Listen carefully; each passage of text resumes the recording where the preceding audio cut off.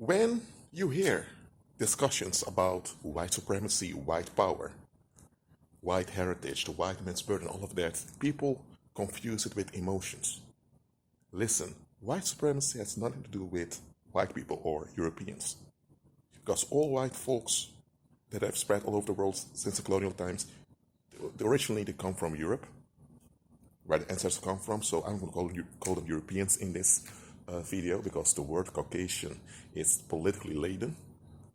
But anyway, the leaders of the Europeans throughout history, since the Roman era, they've been obsessed with this abominable filth called Apollo, who is Satan's Nephilim son, and they've shaped their white societies after this demon.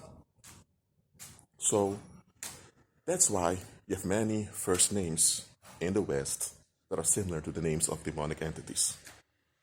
Manon is one of them, related to Mammon, a fallen prince. And I'm not going to go into all of them. Let's say in the Roman era, around January, they started the year, and so they renewed business contracts. So the old and the new went into transition. That's why they called it after the god Janus. That's where we have the word January from. In February, there was a month dedicated to females, well, to show their hatred of females, really. That's why the month was 28 days. That's after the feminine bodily cycle. So that's the Februars. You can look up the history about that yourself. It's a bit disturbing.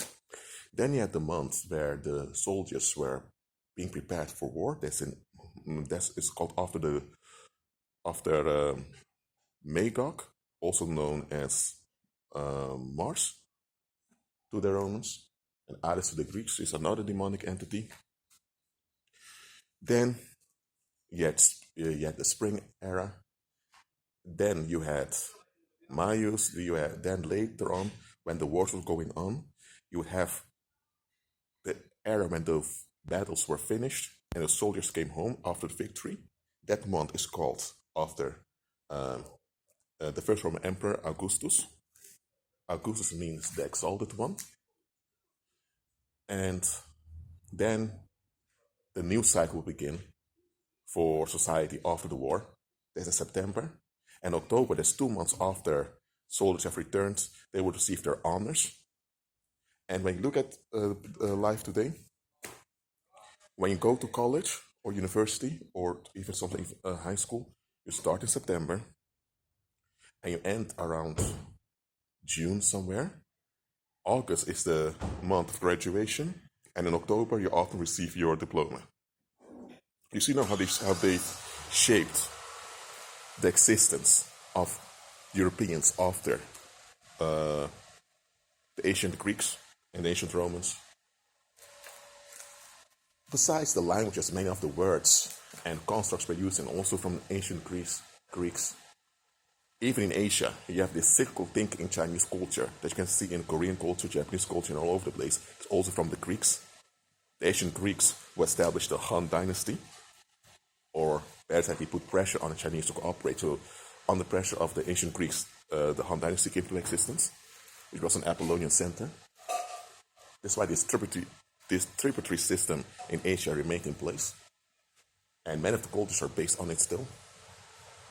So, when you talk about white power, you're talking about this clinging onto ancient Greece, this clinging onto Apollo that those white leaders have, those European leaders have in the past, and many of them still do. And all over the world, yet leaders of nations and ethnicities who also fell in love with this let me watch my mouth, who fell in love with this abominable filth, Apollo. And they also sold themselves out to shape their nations and their ethnicities after the beast. That's how the beast worship goes on and on. Your daily life is shaped after the beast. The calendar you use is a Roman calendar, referring to the Roman gods. The days of the week are also named after those demonic entities. Even the structure of work that you go to work, when you have holidays, all that's also shaped after the patterns of the ancient Romans.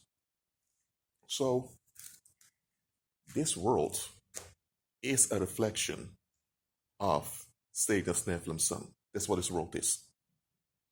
That's why there are two main things that the Apollonians always do: blood sacrifice and promoting homosexuality. Blood sacrifice and enforcing sodomy. That's the two main things they do. When they do one, they will always enforce the other. The military is shaped after the ancient Greeks. Before the Greek Empire, you had soldiers who went to war, but those were local tribesmen based on king that went to war. The ancient Greeks came with this institution, that's the military, which is sun worship. That's why in English today, even in languages, a soldier means a servant of the sun. Sol is Latin for sun. So the military is an Apollonian institution where it existed before Apollo was even born, but later it was, shifted around this demonic entity. In the military, young boys were sodomized, sexually abused, traumatized, and this trauma caused a trauma bond, and they went out to fight battles, and they came home after their mother still wants them alive. So this deep longing for embracement by the mothers remained. That's why you have the word. That's why you have to cling on to the motherland. And the soldiers that died, the new young men of the new generation feel guilt that they didn't give their lives to the country. So that's called the fatherland. So even motherland and fatherland has to do with devil worship. So the military is a sodomite institution. Today they don't recruit soldiers as children anymore through sexual rituals. Today it's in your teens or later on that they recruit you, and it's through mentally breaking you down, which has a similar effect, but it's not as strong as if you would sodomize children. However you look at this, believers, it's obvious. This world is bathed in devil worship. And white power is just a fancy word to reflect this clinging onto the ancient Greeks, namely that Nephilim son of Satan. So, white supremacy has nothing to do with white people. No, it has to do with devil worship. The moment you realize this, you can see things clearly. Too often, we go so much into feelings. And when you go into feelings, you go into frustration and you're trapped. And demons now can use this trap to spread violence. No, see what it is. It's devil worship. So this blonde Nephilim was a pedophile, rapist, and mass murderer. He is the hero of the leaders of this world, and they shape societies after that entity. That's why everything that's further away from that entity, whether it's in skin color or in behavior, is looked down upon. That's the whole basis of racism, devil worship. Now, there are folks who look down on blacks because they are emotionally disturbed and they need someone to be below them to feel good about themselves. Those people are just mentally gone. That's it. But that's not racism. Racism is devil worship. And there are even black sellouts that worship the beast. The image of the beast, or you can also call it white power, that is what's being forced on all of us through the media, through Hollywood, through religion, just to keep us away from doing the will of the Heavenly Father. Satan was all occupied in thinking we have to be like the white man in order to be good. And here's the thing, the white man doesn't even refer to white human males. It refers onto the beast. So, now you know what white power is all about. It's the image of the beast. Do you worship it? Be at peace.